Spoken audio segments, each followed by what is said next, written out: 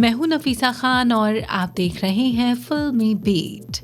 दोस्तों, पिछले कुछ वक्त से जो फिल्म सबसे ज्यादा चर्चा का विषय बनी रही वो थी फिल्म पद्मावत, जो कि पहले पद्मावती के नाम से रिलीज होने वाली थी। संजय लीला भंसाली की फिल्म पद्मावत में चित्तौड़ की महारानी पद्मावती की कहानी दिखाई गई है। इस फिल्म की रिलीज से पहले पद्मावत को पूरे देश में विरोध का सामना करना पड़ा। इतिहासकार और प्रमुख किताबें जहां रानी पद्मावती के वजूद की बात मानती हैं, वहीं कुछ ऐसे भी सबूत हैं जो जौहर की सच्चाई को बयां करते हैं। माना जाता है कि पद्मावती मेवाड़ की महारानी थी। चित्तौड़ में खिलजी के हमले के वक्त अपने सम्मान को बचाने के लिए उन्होंने 1303 में जौहर किया था। इसके कुछ सालों बाद मलिक मोहम्मद जायसी ने 1540 में पद्मावत लिखी।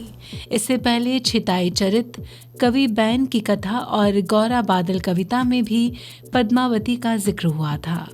आज से करीब 60 साल पहले पुरातत्व विभाग ने चित्तौड़गढ़ में खुदाई की थी। इस खुदाई में भी जौहर के सबूत मिले थे। कहा जाता है कि इस खुदाई में एक कुंड मिला, इसमें से मिट्टी, राख और कुछ हड्डियां मिली। इस जांच के बाद ही पुरातत्व विभाग ने इसे जौहर स्थल घोषित किया। बाद में जौहर संस्थान ने यहाँ हवन कुंड भी बनवाया। जिस वक्त इसकी खुदाई हुई थी उस वक्त ये मंदिर 15 फीट मिट्टी में दबा था। साफ सफाई के बाद नए सिरे से इसकी पूजा अर्चना शुरू हुई। खुदाई वाले स्थान पर अब पुरातत्व विभाग का बोर्ड भी लगा है। दुर्ग अब विश्व विरासत है, इसीलिए पुरातत्व विभाग ही यहाँ निर्माण करा सकता है या सूचना बोर्ड आदि लगा सकता है। तो ये तो हमने आपको बताया उस स्थल के बारे में जहां रानी पद्मावती ने जौहर किया था।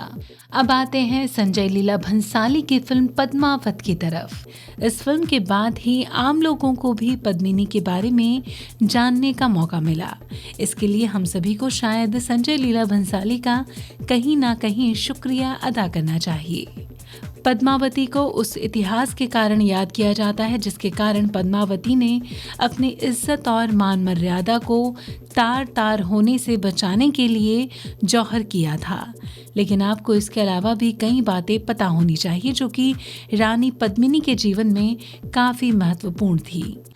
कहा जाता है कि एक बार उन्होंने एक स्वयंवर रखा था जिसमें उन्होंने ये शर्त लगाई थी कि जो भी नामित तलवारबाज उनको हराएगा वो जीतेगा और विवाह भी वो उसी से करेंगी। हालांकि ये बात राजा नहीं जानते थे कि जिस नामित तलवारबाज की बात रानी पद्मावती कर रही हैं वो खुद थीं। इस स्वयंवर में कई राजाओं ने भाग लिया पर कोई भी पद्मावती को हरा नहीं पाया। अंत में रावल रतन सिंह ने जीत हासिल की और उनका विवाह रानी पद्मिनी से हो गया। वैसे अगर आपने ये फिल्म देखी होगी तो इसमें एक प्रमुख किरदार था राघव चेतन। अगर आपने ये फिल्म देखी हो तो आप कह सकते हैं कि कहीं ना कहीं राघव चेतन ही वो किरदार था जिसने पूरे युद्ध को ही रच डाला। अगर बात करें राघव चेतन की तो कहा जाता है कि राघव चेतन चित्तौड़ की राज्यसभा में एक कलाकार था जो जादू भी जानता था। उसने अपने स्वार्थ के लिए कई लोगों को मारा था। जब एक बार राजा रतन सिंह ने उसको रंगे हाथों पकड़ा तो राजा रतन सिंह ने राघव चेतन को हमेशा हमेशा के लिए अपने राज्य से बाहर निकाल दिया। राघव चेतन को जब राज्य से बाहर निकाल दिया गया तो उसने अलाउद्दीन खिलजी का नेतृत्व किया और उसके सामने रानी पद्मावती का कुछ ऐसा जिक्र किया कि उसके बारे में सुनकर अलाउद्दीन खिलजी लगभग पागल सा हो गया और उसने चित्तौड़ को घेर लिया। इसके बाद कपट और धोखे के साथ उसने राजा रतन सिंह को पकड़ लिया। रतन सिंह के जाने से पहले ही रानी पद्मावती उनसे इजाज़त ले चुकी थी कि अगर वो मैदान से वापस नहीं आते तो वो अपनी इज्जत बचाने के लिए जौहर करेंगी। क्योंकि राजा रावल रतन सिंह उन्हें इजाज़त दे चुके थे, इसीलिए जब रानी पद्मावती को युद्ध में राजा के शहीद होने की खबर मिली तो उन्होंने जौहर की तैयारी शुरू कर दी। कहा जाता है कि राजा रतन सिंह के मारे जाने की खबर सुनकर सभी औरतों और रानियों ने किले के गुप्त मार्ग से जौहर स्थल तक का सफर किया और सबसे पहले रानी पद्मावती ने उसमें छलांग लगाई।